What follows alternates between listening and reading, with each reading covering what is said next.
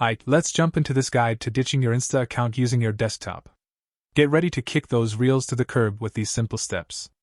First things first, slide into your profile like a pro, where all your best pics and funny memes live. Click on that Options button, then creep down to Settings and Privacy. Now let's get personal. Find the Personal Details section and give it a tap.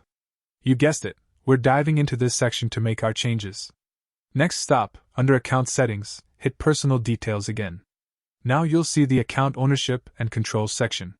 Give that a click, next hit the Deactivation and Deletion tab.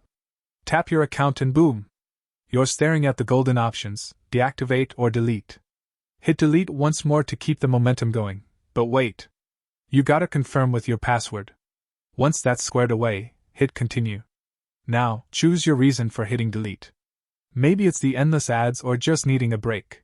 Whatever floats your boat, go ahead, let them know. Hit continue once again, and bam! You'll get a friendly reminder that if you have a change of heart, you've got a 30-day window to reconsider. After that, it's goodbye memories.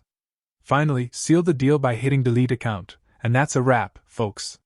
Thanks for tuning in, catch you on the next one.